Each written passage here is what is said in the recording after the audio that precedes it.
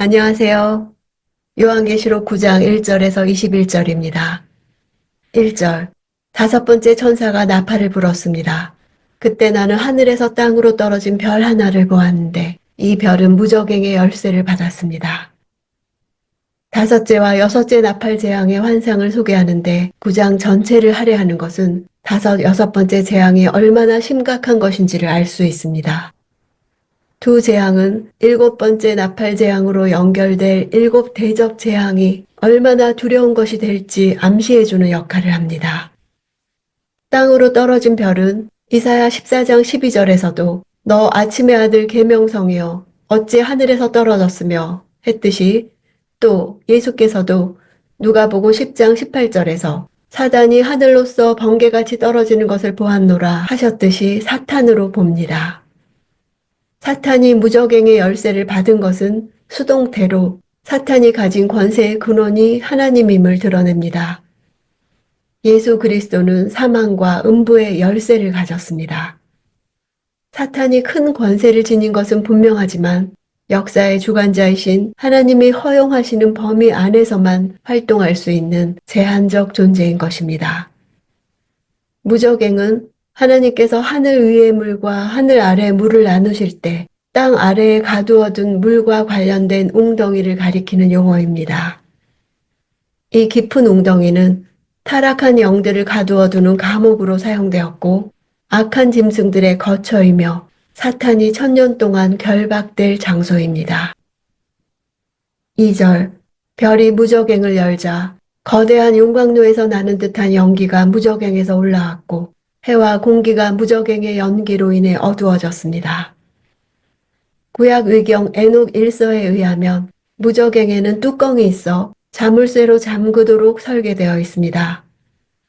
누가복음 8장 31절에서 예수 그리스도에 의해 거라사 광인에게 쫓겨난 군대 귀신이 무저갱으로 들어가라 하지 마시기를 간구했던 것을 볼 때 이 문을 통해 악령의 출입이 가능한 것으로 보입니다. 무저갱으로부터 올라온 연기의 양이 얼마나 막대한지 해가 그 빛을 잃어버렸고 공기가 어두워졌습니다. 3절.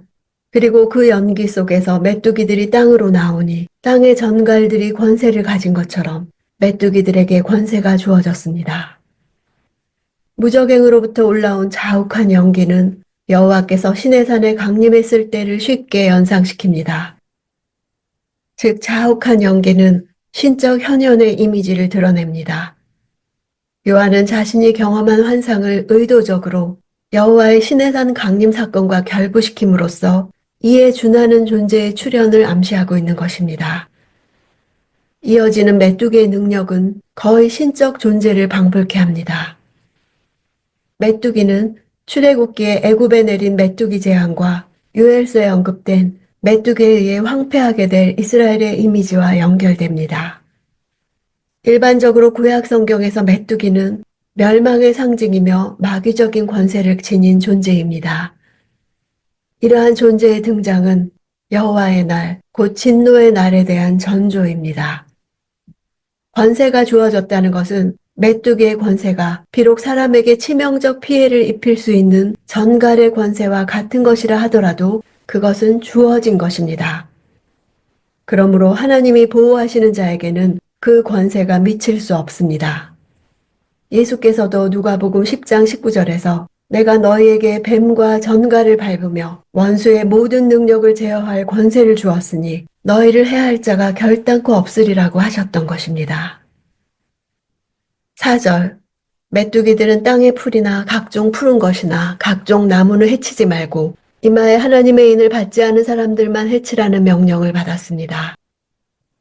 일반적으로 메뚜기들의 주된 공격의 대상이 인간에게 필수적인 곡식과 초목이라는 점에서 메뚜기들은 직접적으로 인간을 공격하는 존재로 등장했습니다.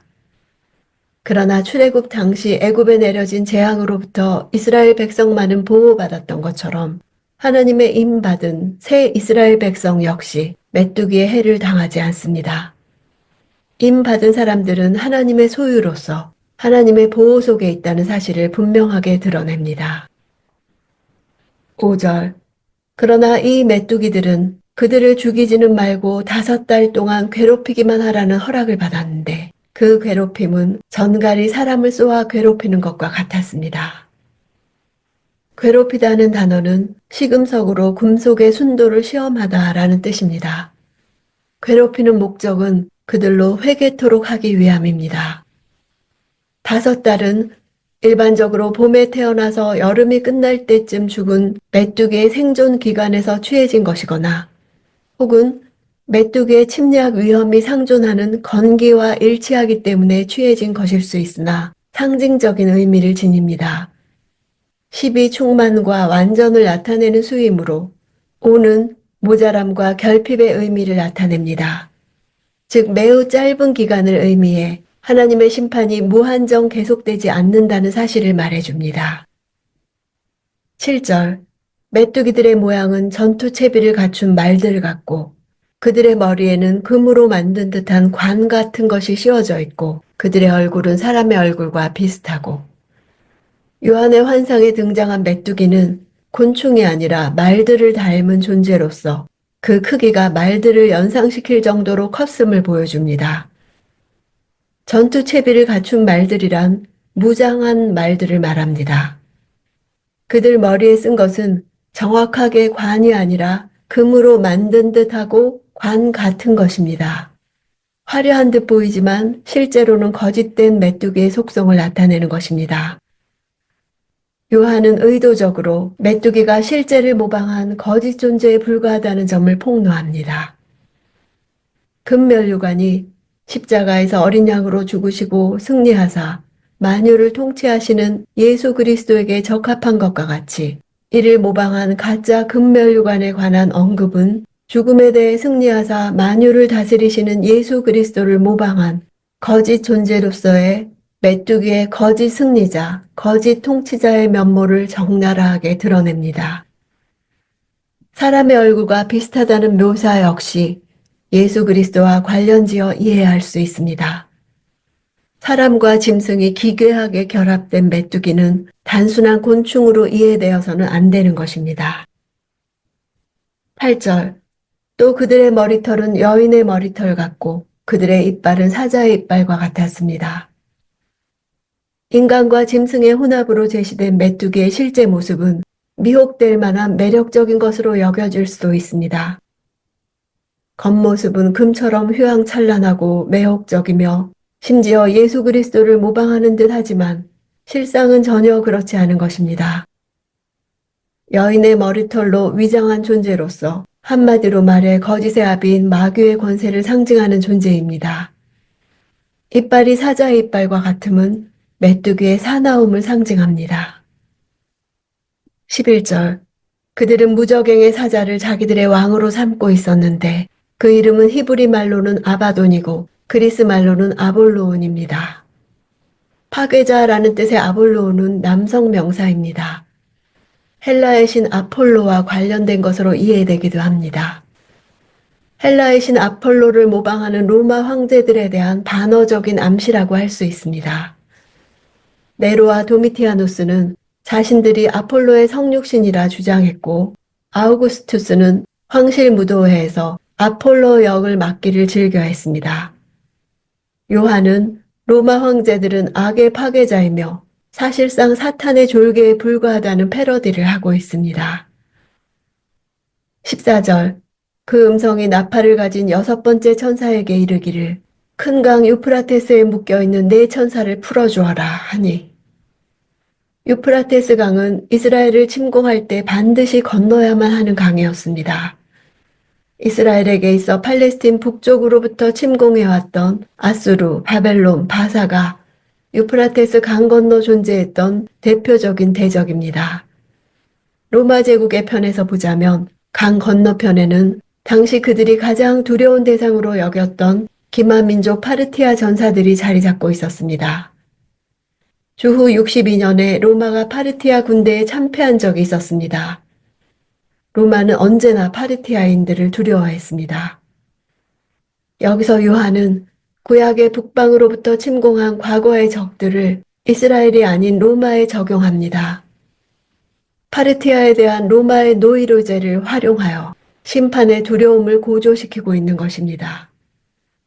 묶여있는을 볼 때 내 천사는 악한 천사들로서 하나님의 권능에 의해 결박당했던 존재였음을 알 수 있습니다. 초자연적 악의 세력은 엄연히 존재하지만 제한적입니다. 우리 시대의 문제는 악 혹은 사탄이 실제하지 않는다고 생각하는 것에 있습니다. 악의 세력은 오는 자와 같이 삼킬 자를 찾고 있습니다.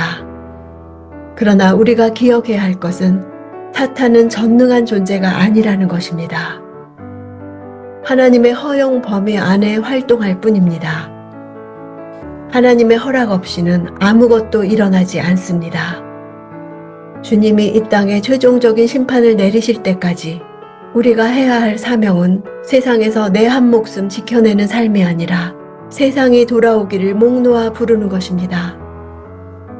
세상의 완고함이 우리의 심령을 상하게 하고 세상의 패역함이 우리를 분노케 해도 하나님의 기다림으로 긍휼의 마음으로 인내해야 할 것입니다.